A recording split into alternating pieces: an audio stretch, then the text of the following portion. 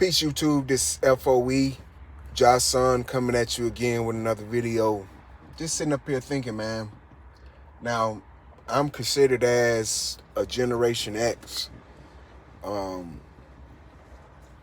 born in the late 70s and currently I'm 43. But when I was growing up, it wasn't a cliche, but it's something that I heard a lot. Sticks and stones may break my bones, but names will never hurt me. I even heard this. I'm rubber, you're glue. Everything that you say bounces off of me and sticks to you. I also used to hear this. If you don't have anything nice to say, don't say anything at all. Now, we living in an era now where if someone get upset because they didn't like the tone, they didn't like the delivery, they didn't like basically whatever you said, if you said something that hurt their feelings, these people these days ready to cancel you, quote unquote. I don't know how they could cancel you when they not doing nothing for you anyway. They ready to put these labels on you. You phobic this, you a hater this, this, that, and that. And this stuff right here is a combination of what makes people weak. Because when I was growing up, believe me, I tried to cry when I was in school. They wouldn't let me. I tried to cry when I was in church. They wouldn't let me. I tried to cry when I was on the block. They wouldn't let me.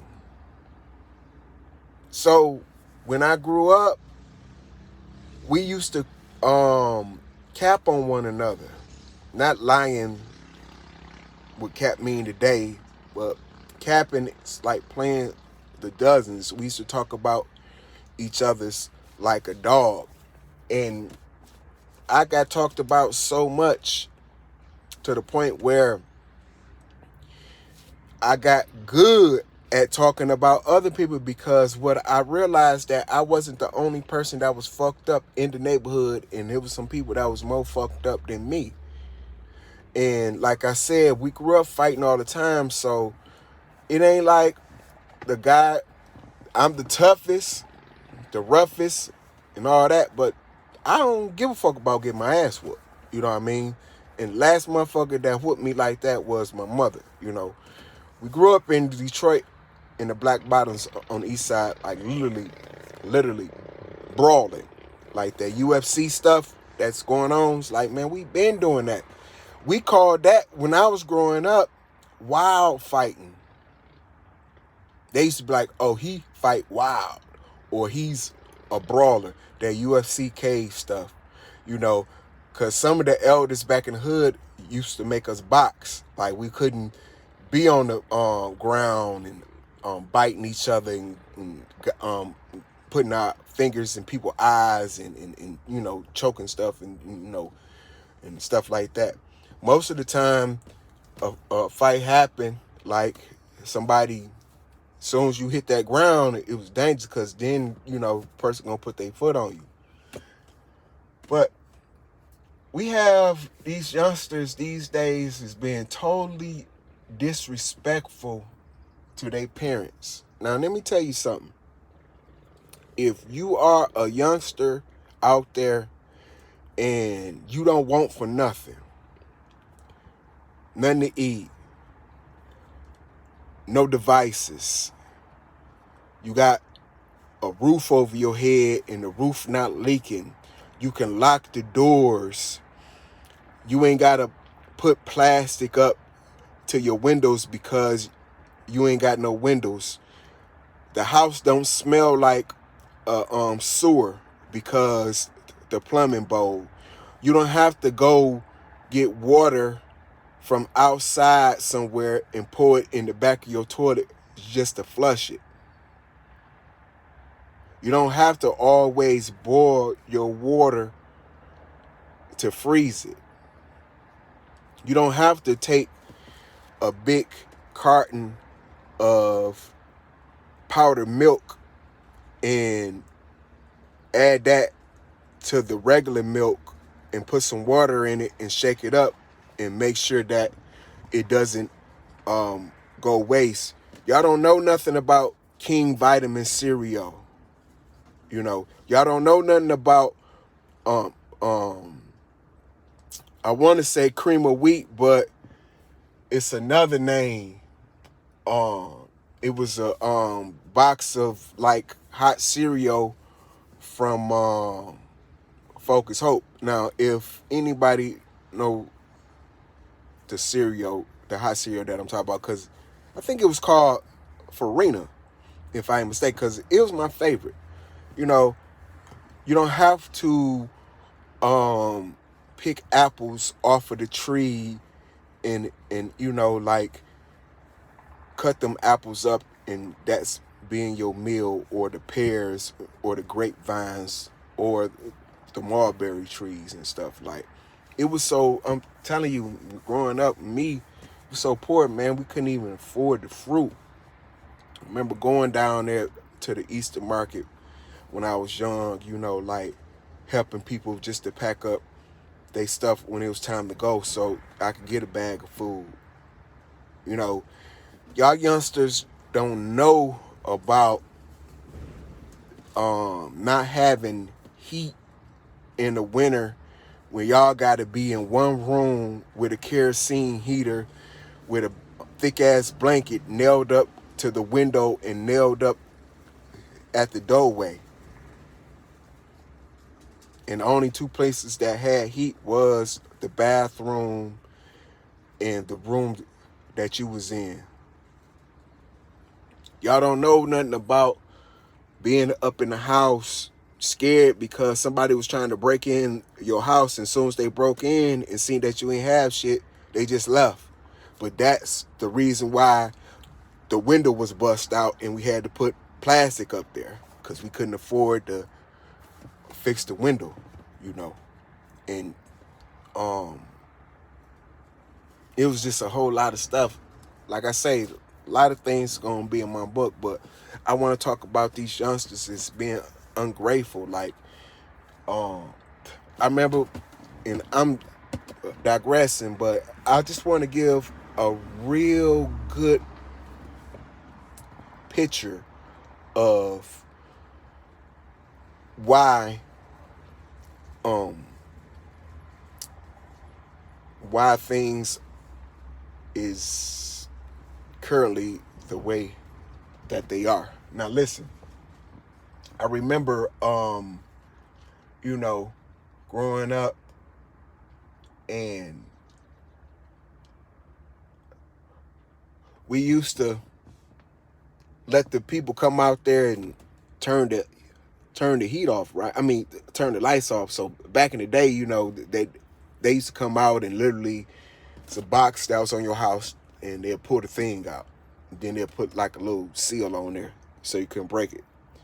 So, but we'd just take the seal off and put it back up in there. So if they kept on doing that to the point where we'd just get something metal and just put it in there and then keep it on, whatever. But y'all don't know nothing about that, man. Y'all don't know nothing about no Po Wings and Po Champs and the Goodfella box pants and the Rustlers and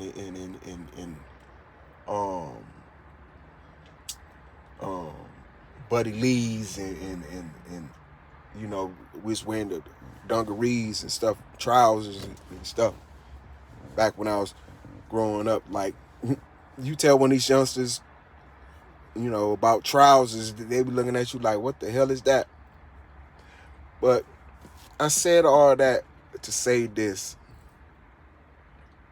All this soft shit gotta come to an end. Because it's no one else doing this soft shit but us here in America. Them people over there in Russia and China and Germany and all these other countries, they ain't about that. They don't care about nobody hurting their feelings and nothing like that. We got to come up out of that, man. And then another thing about this country, like, this country act like it's Captain Kirk, you know, like searching out new places to set up. We can't do that, man. We can't be going over there in China setting up shop and then talking about something that this our shit now. Because they can't do that shit over here with us. And you know, we wonder why so much shit going on. But we're not gonna be able to be Debo like that if all these people, the children, which is the future, is soft as hell. You can't even say nothing to them without them getting mad and going to go get a gun and doing some dumb shit, you know, hurting other people's families because they upset because of whatever mishap. Like when I was growing up, they talked about my long neck. What I'm gonna do? I got a long neck.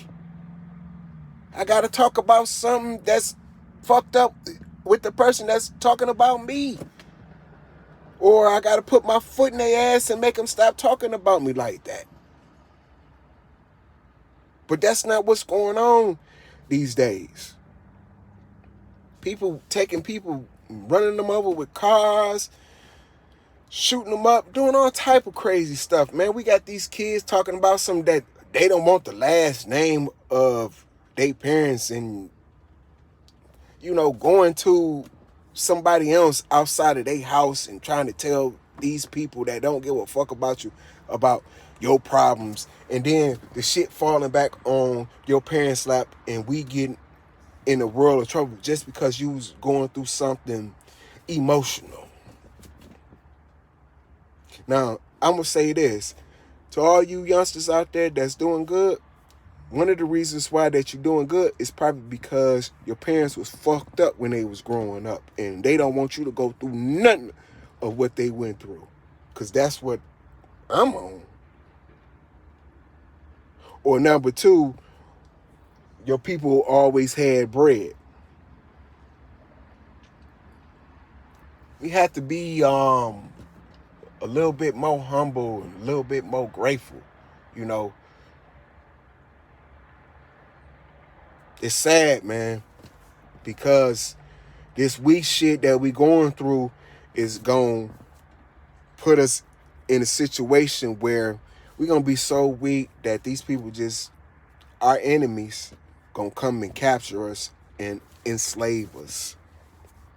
Because they not even going to have to physically do nothing. All they going to have to do is say something to hurt someone's feelings. And the next thing you know, they going to be on they plantation some motherfucker where doing whatever, or up in a factory somewhere, you know, these people be, oh, GM4, crazy, that ain't nothing but motherfucking plantations. Believe me, I done been there. I seen it. Yeah.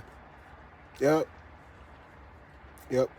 And people be working these jobs 20, 30 years, right? And guess what? When they get out of that motherfucker, they still got to cash in their 401k because they ain't got no bread. They ain't been doing shit.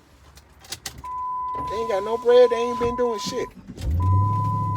They ain't been doing shit with their money, but getting cars, paying them high-ass car notes.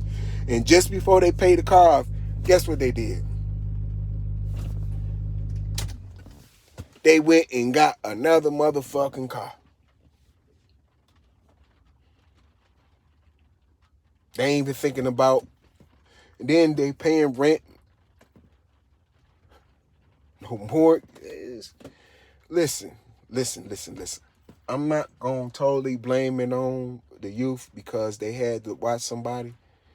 But what I am going to say is that now that we're aware, we have to do better because the future is at hand. And if you keep on being weak and all this soft-skinned and things of that nature, that's what's going to get you bold. I'm going to say this, and I'm going to let y'all go because I didn't went too long with this, but I just wanted to give some facts and some examples of, why we heading down a road of destruction. I'm hoping that this State Farm send my insurance check. They on some bullshit. But I was watching an old show. I was watching G.I. Joe on the internet. And Cobra Commander and Destro was together. See, Destro was using a lot of funds to get something done.